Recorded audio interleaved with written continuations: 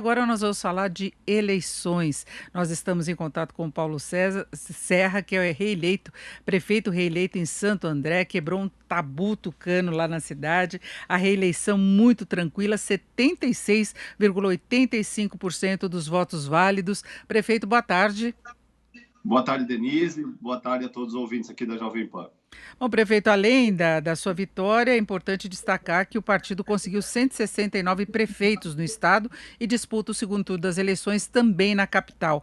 Houve uma avaliação geral aí do resultado das eleições do primeiro turno, em que se percebeu a volta aí da confiança no político tradicional e alguma decisão relacionada à capacidade de gestão mesmo, inclusive relacionada à pandemia, que foi uma situação que nós vimos em várias capitais e que se acompanhou mais de perto a forma, o procedimento adotado. O senhor acha que foi isso mesmo que aconteceu nessas eleições? Acredito que sim, Denise. Tem um peso importante esses aspectos que você levantou. Foi, sem dúvida nenhuma, uma eleição mais racional. E a gente aqui em Santo André, claro que a gente ficou muito feliz com o resultado, né? Um resultado muito simbólico, expressivo. Quando a gente vê que as políticas públicas, e também no caso das políticas públicas num período tão extraordinário quanto foi a pandemia, né? Um período quase que de exceção das condutas sociais, a gente vê que a boa política pública chega na vida das pessoas para levar proteção, para levar melhoria na qualidade de vida ou segurança, né?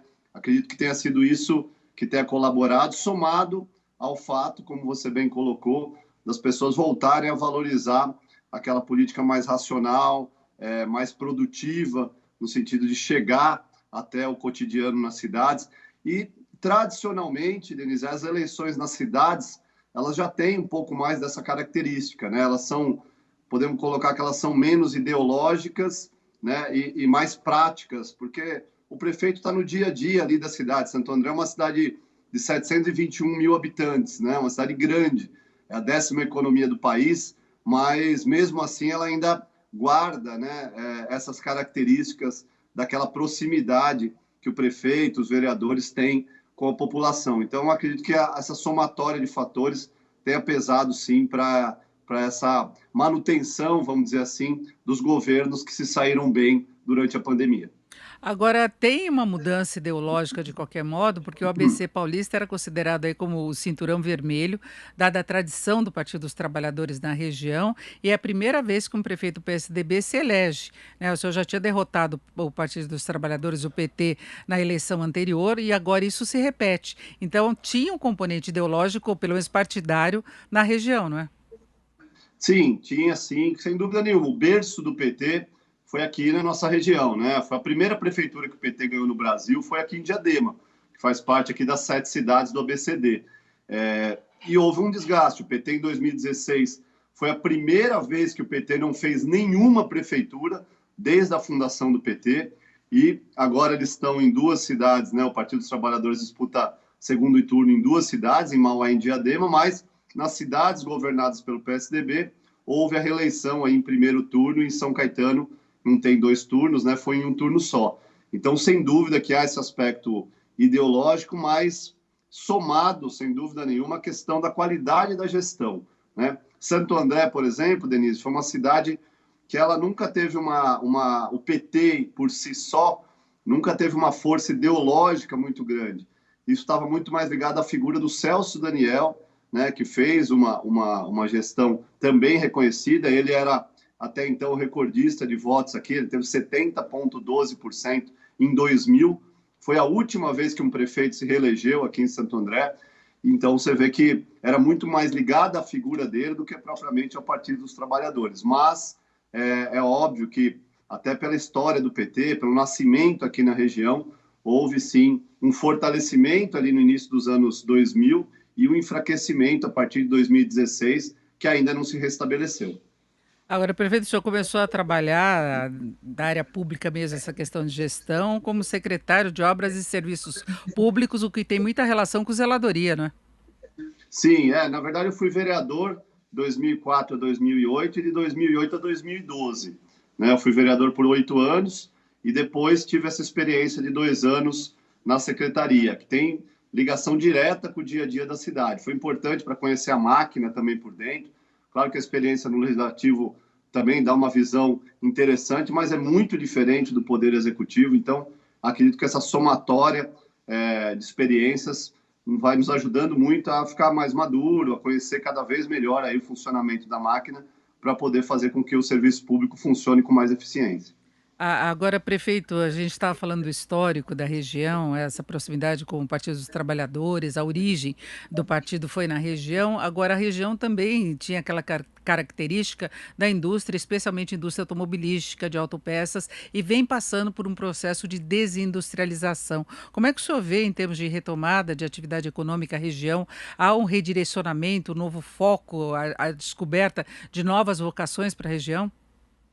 Esse, coincidentemente, Denise, esse é o nosso grande foco e o maior desafio do nosso plano de governo, somado à educação também, né, que foi muito prejudicada durante a pandemia, mas a retomada das atividades e a qualificação da mão de obra são os nossos grandes focos. Santo André, nesses 3 anos e 11 meses, se reencontrou na sua vocação, da indústria 4.0, tecnologia. A gente tirou o parque tecnológico do papel, são 111 serviços do Parque Tecnológico.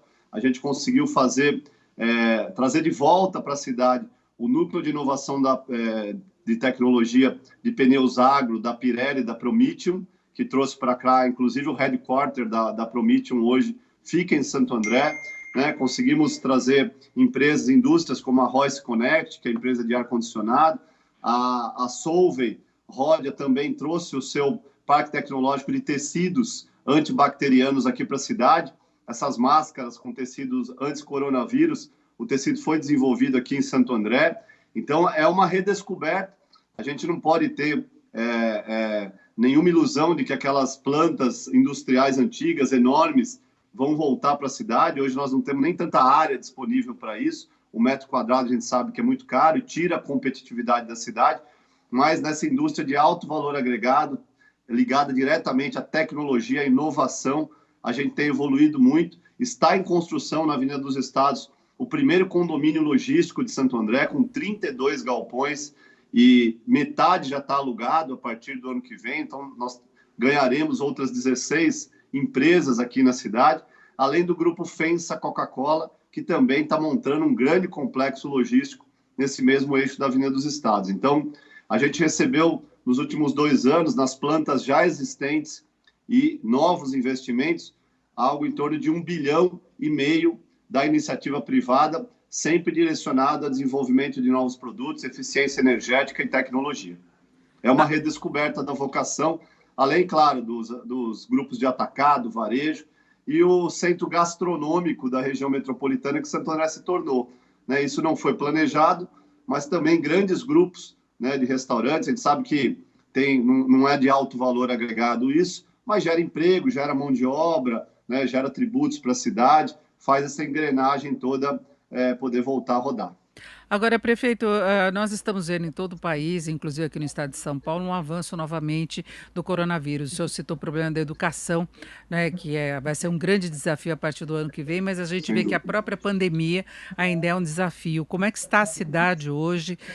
O senhor está se preocupando com isso? Já está pensando em alternativas? Claro que tem todo um plano colocado para o estado de São Paulo, né, inclusive houve adiamento de uma flexibilização maior, mas o senhor está preocupado com essa situação aí na região?